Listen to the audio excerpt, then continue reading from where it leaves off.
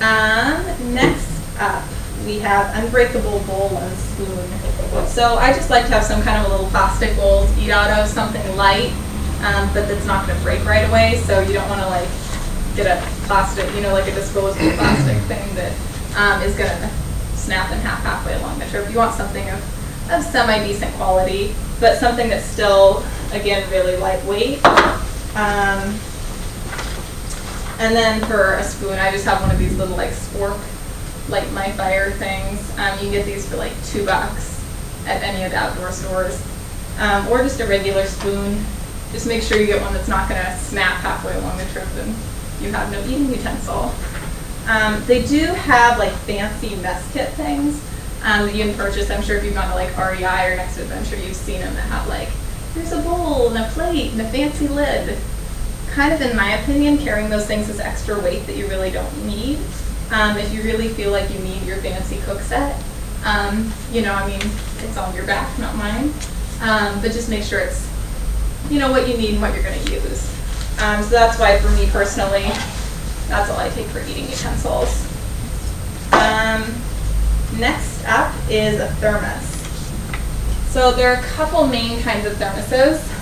We have like this REI guy, this really popular one, and then like this guy, which is more like a soup bowl thermos. Thermoses are really helpful because what you can do is the night, during the evening, when we have all the stoves going and boiling hot water, you make like some tea or something, and then you put it in the thermos, and then overnight you just leave it there, and then you wake up in the morning and you have hot tea or something right in bed. So that's really nice, just easy, especially there are potentially going to be a couple of early mornings where we have to hike at certain times due to the tides. So in that case, it's really nice to have just something hot and easy in the morning so we don't have to get out the stoves. My favorite thing to do is at night, pretty much every night when I'm backpacking, I make oatmeal in this guy, and then I have hot oatmeal in bed. Saves me 10 minutes in the morning and breakfast in bed. You don't get better than that. So that's always kind of a nice option. Normally all I bring is just one of them. That's really all you need. And that can just be a really helpful thing. I've met a couple people who really don't like using a thermos, but in my opinion it's helpful. It's really nice to have. Next up, stuff sack. Next up, pocket knife. So everyone has seen like a multitude of like a million different pocket knives. I have this little tiny guy. A lot of times, and on each side of the trip, we'll have at least like one nice Leatherman for using in repairing, which a Leatherman, it has like pliers in it and all those things. But as far as individuals, all you really need is a really small pocket knife. The most common thing that I find that you would use a pocket knife on a trip for is like slicing cheese or spreading peanut butter or something. So you really don't need a big, heavy, some people carry like giant, like half-a-pound pocket knives. You really don't need that. Just something small that will serve your basic needs.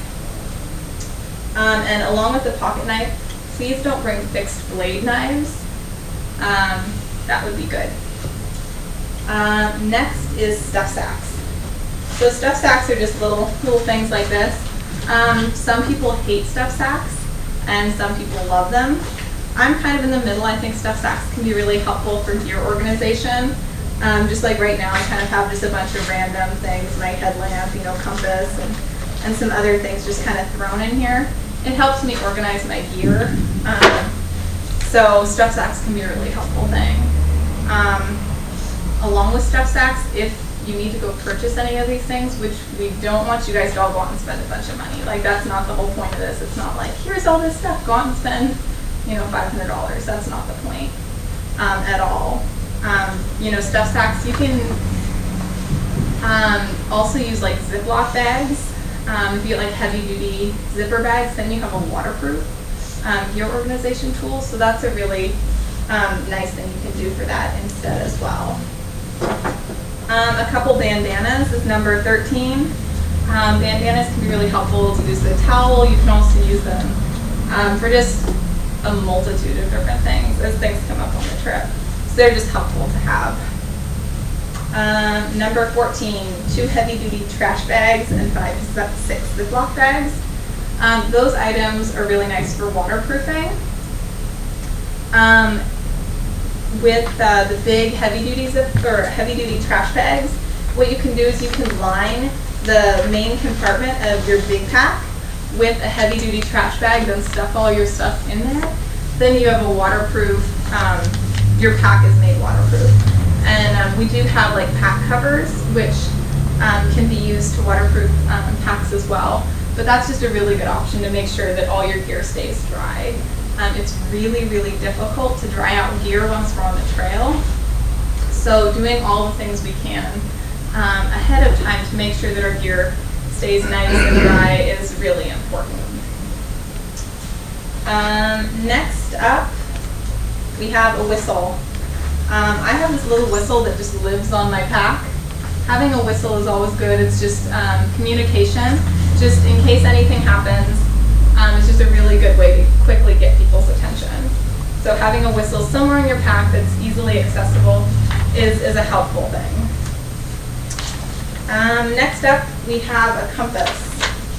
Let's see if I can find one right here. You don't need one of those, like people have those really fancy ones with like a flip-up thing and the mirror and all those like features. Something just like this can be really helpful. Out on the trail, if people are interested, we're going to be doing some like orienteering lessons and map reading and map and compass stuff. So it's helpful to have your own compass if you have one. Next, we have 2 lighters. On the trail, we're going to be lighting stoves. We're able to have campfires straight on the beach, which is pretty cool. So little lighters come in handy for a million different things. Just these little like Bic lighters are really effective. Make sure they still have a little bit of whatever the lighter stuff in it is, so that they work. So they're a really handy thing to have along.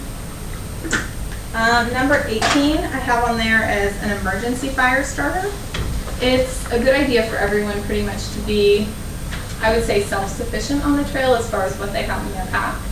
And it's nice if we're starting a campfire for people to have little fire starter things. So what I always like to carry is, you know, the little film canisters that they don't have anymore because everyone has digital film. I have one of those, and I took some cotton balls and soaked them in Vaseline and put them in the little film canister. I can just take a tiny little goopness of the cotton ball out and light it on fire to help me get my fire started. And essentially it'll burn for like 5 or 6 minutes. So that's a really good option, really cheap. You know, it's helpful to have. Next up, we have sunglasses. Everyone has sunglasses. They're really nice to have on the trail. We're hoping for lots of sunshine. And it's nice to have something to protect your eyes from that. So it is really important to have sunglasses. And we want to have people try to have as close to 100% protection on UVA and UVB. It's just good, nice protection for your eyes. Sunglasses are a really helpful thing to have along. Next up, we have sunblock. Out on the trail, if you get sunburned, it can potentially lead to a lot of discomfort and all of those things. And we just want to really prevent that. So just bring in a little container of sunscreen. I only carry just this little tiny bottle. You don't need a ton. You know, they have those big bottles like that size. You know, don't bring that. You don't want to carry all that extra weight. But having a little bottle is really important. And then to go along with that, we have chapstick. Everyone loves chapstick. I always bring an extra chapstick along just because for some reason these things like to get lost. Even if they're not lost outside, getting lost in the bottom of your pack. Having chapstick is really nice and important. And then next up, we have a small bottle of hand sanitizer. We're out there all together. We're going to be in close quarters, close proximity. We're all going to be cooking together, and there aren't sinks readily available. I mean, we'll have you know, biodegradable soap for washing dishes and those pieces. But having hand sanitizer is really important just to keep conditions sanitary. And they sell these little bottles all over the place. So if you can pick one of these up, that's a really important thing to have. And then number 23, having just your basic toiletries. I just have a little Ziploc bag that I keep. I have toothbrush, toothpaste, extra hair ties. Girls bring extra hair ties if you like to tie your hair back because they get lost and broken and all of those things.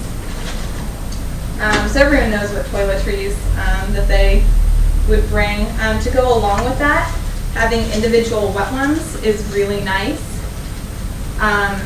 Like wet ones or some kind of baby wipes. It's really nice to be able to, wash your face and all of those kind of things.